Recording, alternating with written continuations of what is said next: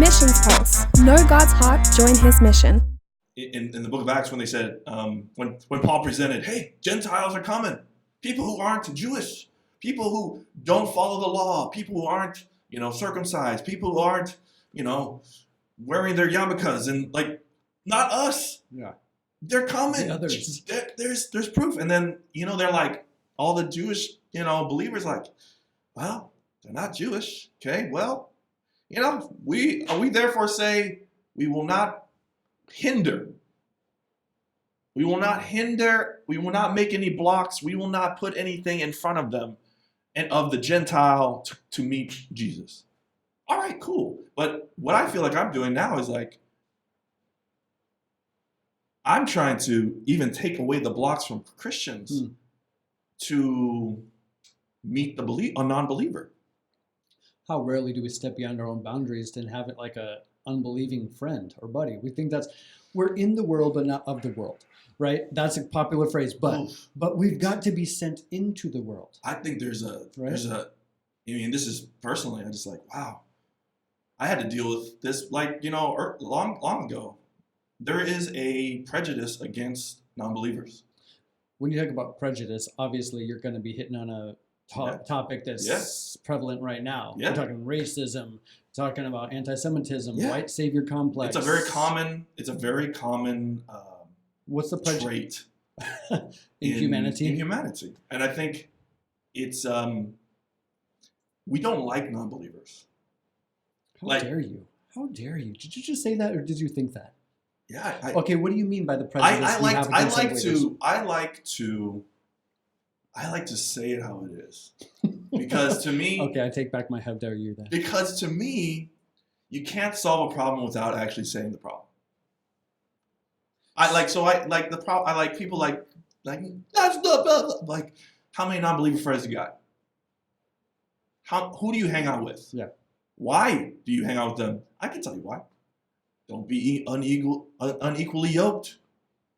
Like, yeah, we got some teachings that we got streamlined into. You hang out in church all day long, only Christians, and you know what? What are you doing when you see a non-believer? How uncomfortable do you feel? Awkward moment. I'm like, yeah. And when you see people, not believers, hang out with non-Christians, what do you think? Well, I think that's why they called you the Buddha guy.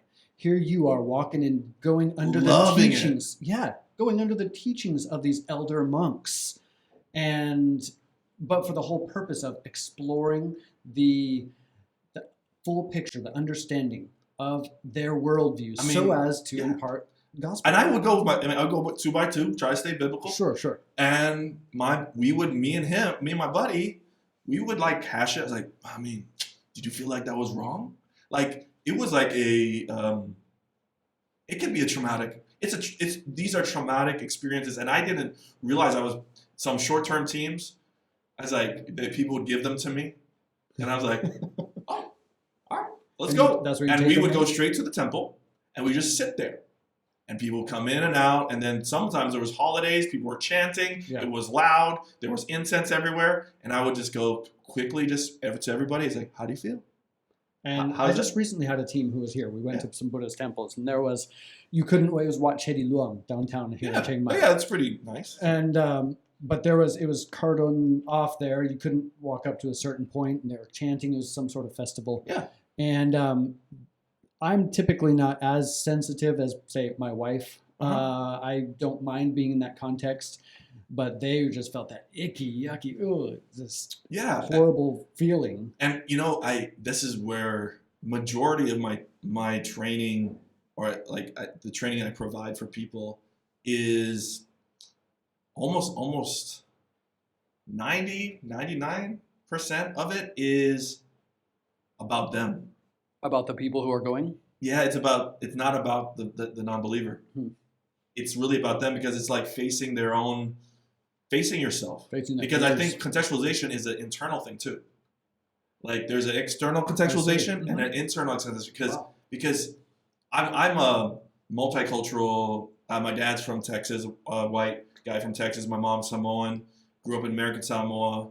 Live in Thailand. I live in Thailand. I'm multilingual, and you cannot know your own culture unless you compare it to another culture. True. Okay. And so, in the same way, you cannot really know your belief system unless you are constantly hit with another set of belief systems, and you have to continuously do that. But if you're in a safe bubble and you know everyone around you says and talks and acts the same way, safety is priority for you. Yeah, well, that seems to be the priority of many believers.